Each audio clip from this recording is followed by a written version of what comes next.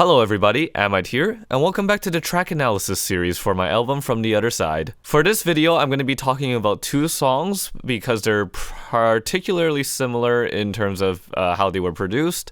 It's I Love You But I Don't Like You and Where I Could Have Been. I may have discovered that I don't need 7 individual videos to talk about each and every track of the album. So we're bunching 2 together. First things first, I have to admit something. When I checked the files I uploaded for distribution again in the car, because I was driving to work and listening to the album again, being all excited that, yay, I submitted it and now it's done, and all of a sudden, wait, why does this version sound like the high end's a bit mellowed out?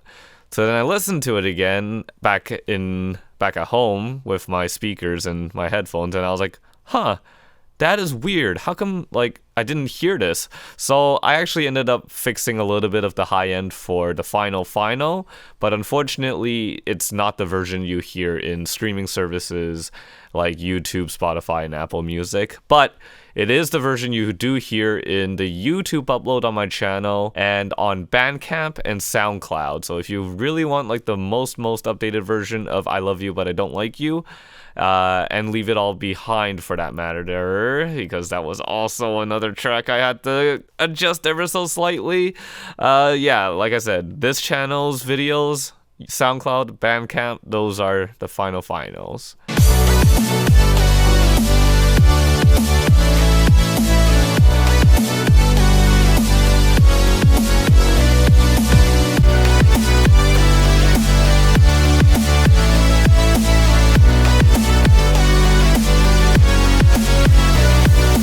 Going back to the first track From the Other Side, I told the story about how I gave this song to a singer and then tried to explain the story behind it, and then he quit out on me because it got too real. And I realized that because these songs I'm writing and the lyrics are just very personal to me, I don't feel like it's right for anybody else to sing the really personal ones. So I didn't think it really fit to ask other people to sing my songs for me, which meant I had to sing it myself. And that's why when I heard Porter Robinson's Nurture and how he manipulated his voice to sound much higher pitched and stuff like that, I was like, this is perfect because it fits the genre, it allows me to sound good, and so on and so forth. But I wanted the other voice to be significant in other ways because it's just I don't want it to just be a way to mask my crappy singing. So one of the ideas that I had was that because the album talks about perspectives from one side or another, I thought that some songs were more fitting of that specific high-pitched voice, whereas other things like this song was more fitting for my actual voice for singing. And I guess it's because for songs like Where I Could Have Been and From the Other Side, this is coming from a side where I didn't basically, if I had done something different like I was describing in the first track or the album video, so that would be coming from another side of me, from a different point in life or different location, whereas a song like this is more about the present here, where all the things that I was talking about are kind of relevant today, not as much as they are now, like I said, but it's more coming from the more truer side, I guess, whereas the other songs are more oh, what if I did things differently? If that made any sense, I'm sorry. I'm purposely sort of avoiding the actual subject matter on the album and the tracks themselves because I don't want to share, and but you guys can sort of enjoy the songs as they will and maybe read between the lines or don't. It's totally up to you for your interpretation. So that's why From the Other Side uses the high-pitched voice, and so does Where I Could Have Been, although Where I Could Have Been uses a blend of both my normal voice and that high-pitched voice, one for the octave lower layer that I talked about in the vocal production of Satisfaction, and 2, just because I feel like Where I Could Have Been is like a really good blend of both of those sides that I was talking about, those different perspectives, like equally, where it's like, well, I'm in the position I am now, but there's also like this potential of being still in that other position. So those 2 voices are sort of more equal than the rest of the other tracks. Before we get into the breakdown of this track, I'd like to show you the original recordings that I have when I made this song as an idea. Yeah, so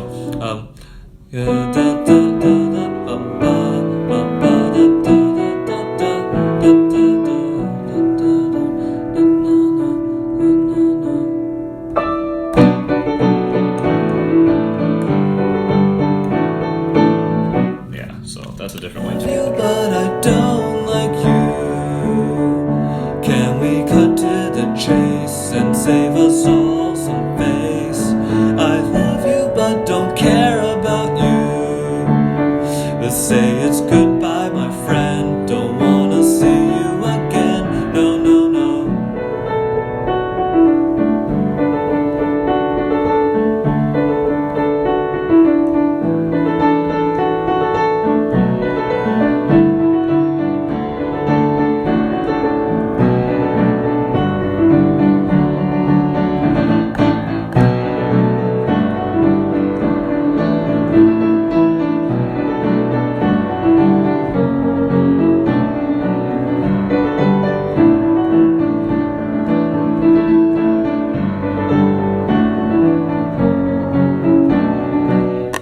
So as you can see, I usually have like a good chunk of the song already prepared, and for this case it was the drop. And yes, I know it sounds like Chainsmokers' Roses. There's even like this version of it where I called it the non-plagiarized version, but I just thought that melody fit way too well, and it was like it was the core idea that I had from the start, so I couldn't really just take that out. And besides, it's not like I took the exact melody of Roses. I wasn't thinking about Roses, by the way, when I wrote that melody. For those that are curious, though, I will show the presets of the different sounds that I made that I think are significant. Let's start off in the intro. I'm going to show you the presets for the melody here at the beginning.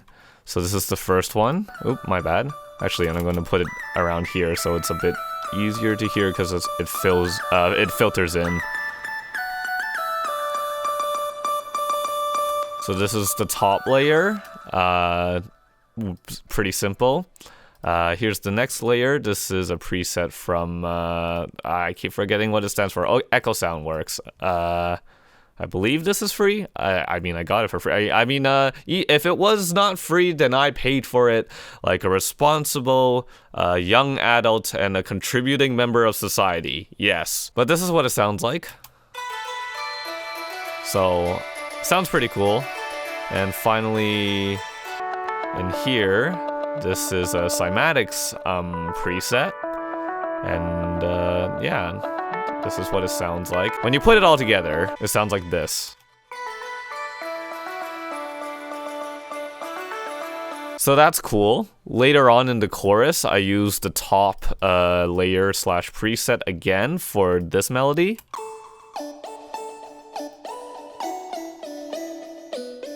To complement that, or later on top, I have this preset, which is again from Cymatics, free pack.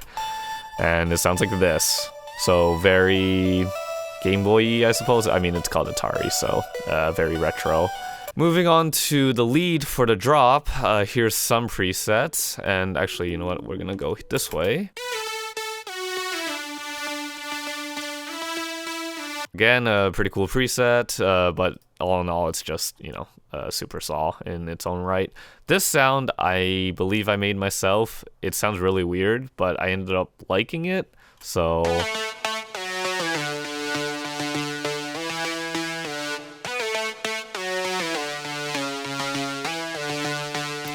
it's kind of like acid-ish, you know? And I feel like I made this preset as well, but I'm not sure, so I won't claim credit on that yet.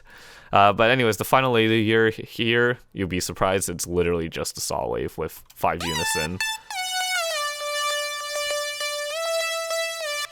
Important thing is that you turn on portamento to always and then slide it up to taste. That's how you get the wing type of sound. But yeah, you put it all together. And you get that on top of all the chords, which are located here.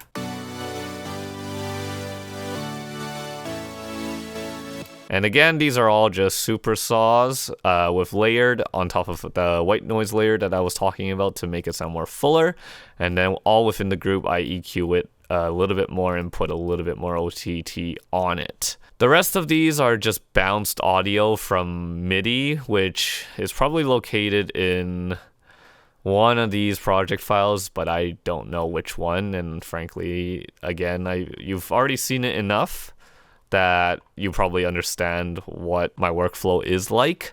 I guess we could talk about the drums though, because I do have my own clap that I made for this. This one is just a combination of other samples as well. I think eventually, if I want to up my production game even further, I'd want to start learning about like making your own drums and stuff like that. But I feel like that is way further down the line than like some of the other things I'd like to get down first, like sound design, or getting my mix right, or getting the mastering actually to match my reference tracks, instead of going like, it's good enough, and then realize that if I had just played my master in the car and then play a different song that's not made by me afterwards, I would have realized that all the tracks would have been way too quiet, even though for some reason the LUFS meter in Ulean is telling me otherwise. I don't know. I'm upset. Moving on to the next track in the album, it's Where I Could Have Been.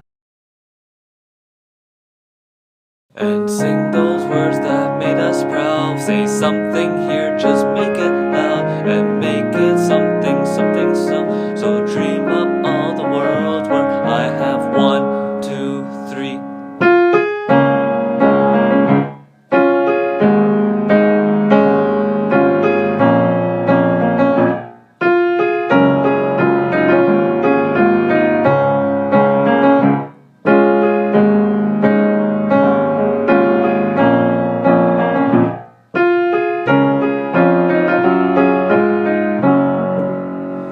This one is sort of a throwback track for me, because this song talks about the idea of the possibility of what could have happened if I had just focused on music instead of trying to pursue all these hobbies and interests and games and all that. Like, even within my hobbies and interests themselves, like for music, for example, I have like so many things I want to do in that aspect. Like, I want to compose, I want to produce, I want to DJ, I want to do sound design, I want to do like all these sorts of things. And it also reflects in like the way I play games as well. Like, for example, in Smash, I like playing like all these different characters and do all these sorts of cool shit, but I haven't like put in the proper time for each of those things enough. So it just feels like my skill is, you know, as wide as the ocean but as shallow as the kiddie pool, and that's generous to say about me by itself. So that's why I blended the high-pitched voice with my actual voice a little bit more evenly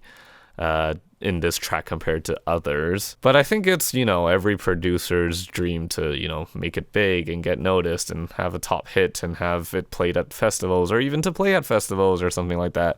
I certainly would love to do that. I hope eventually one day, if I put enough time and effort and work into it, I'll be able to headline or just even be one of like the top performers at an event or something. That would be amazing. That would be a dream come true. It would also be a dream come true if I composed and produced music for video games. So game developers, if you're looking for music, you can check me out. I have a portfolio and all that stuff. Go to my website, chestandtam.com. Shameless self-plug within my own channel. But I don't know. I mean, I did get one of my tracks on a non-copyright free music channel. I think it was called like Breaking Copyright or something. The track was called Dream streams. I'm getting out there, but I'm not satisfied enough because I want to get out there faster and better. And I know that my album isn't good enough. That's the thing. It's because of all these things that I've said before and the fact that this is a personal project. But because of the subject matter of this song, I thought one of the cool things to add was all these melodies that I have written before in the past. This group here is dedicated to a lot of the tracks that I've written before, but before I reveal them, I want you to pause the video and listen to this track again and tell me, for the people that have been with me for super long, if you recognize any of the melodies from before.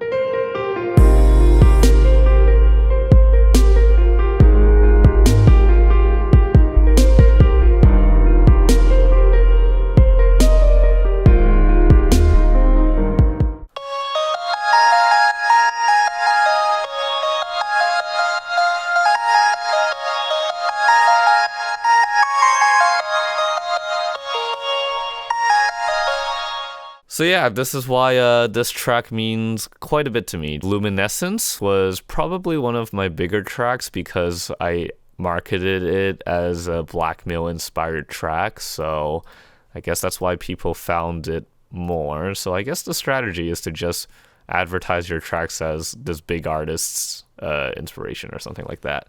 But this is labeled Transcendence for some reason, but in actuality it's Luminescence. I will play a little bit of Transcendence just because I guess my intention was that I wanted to put it in, but I couldn't fit it in, I think. Although I think I could have easily fit it in. Who knows? But I'll just play a little bit of this track just to show you.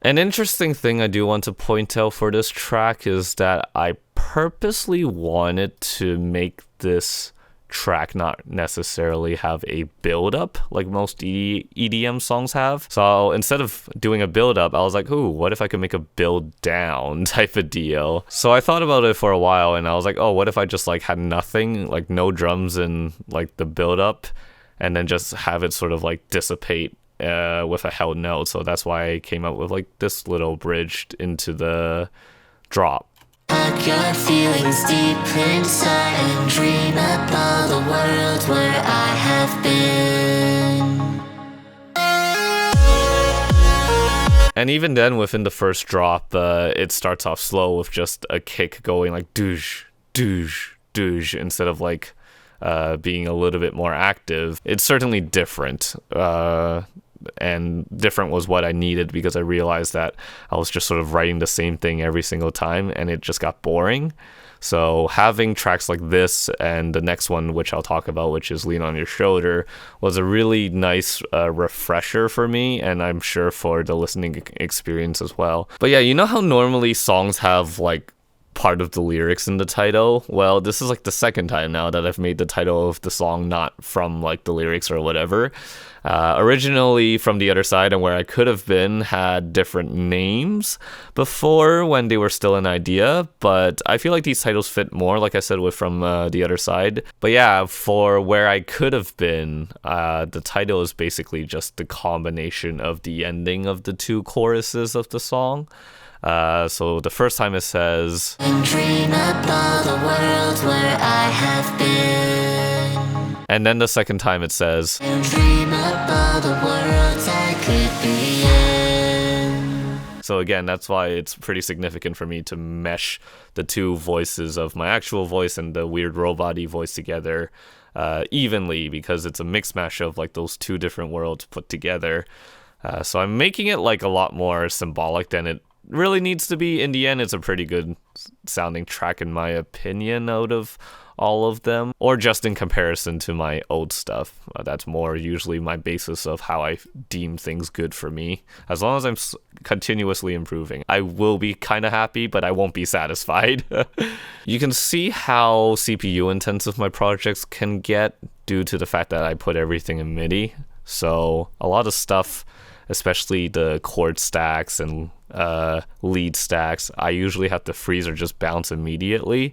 Otherwise, I end up getting like a full second delay in my playback, and that's never good. But again, a lot of these were things that I've shown before and just sort of layered differently. So for the verse, it's a supersaw with an exhale patch, and then with cello from the BBC Orchestra free library / plugin. Whereas the supersaw stack is just a whole bunch of supersaws played at different octaves and whatever, layered differently with a saw bass and a sub and all that. So those are things you have seen before in the previous videos. I'm just going to point out these chord plucks over here because they are actually layered on top of the super saw stack. So in addition to having a really fat stack of noise just hitting you like continuously, I have these to sort of accent every like eighth note or whatever.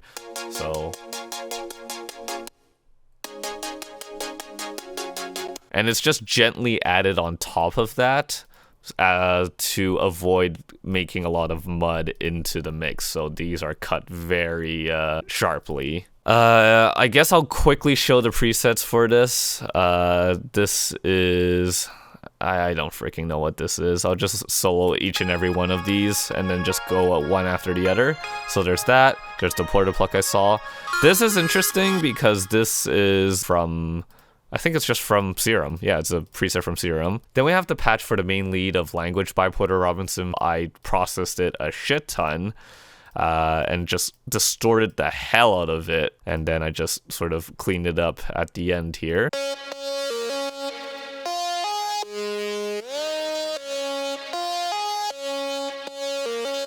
Here's another preset. This is a very low one. This is from the Cymatics free, whatever it is, free pack. And then here is another massive patch that I have a preset of somewhere in one of these packs.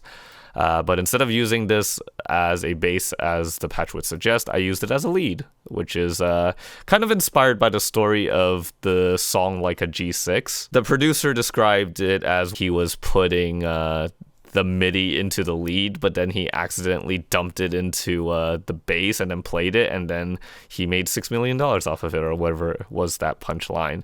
So I thought, well, what if I do the reverse? What if I take a bass patch and put it in the lead? And this sounds kind of cool. But yeah, when you put it all together, sounds pretty cool. But yeah, that's I Love You But I Don't Like You and Where I Could Have Been and the project files. I hope you guys enjoyed this breakdown for the 2 tracks, and I will see you guys in the next video. Take care. Bye bye.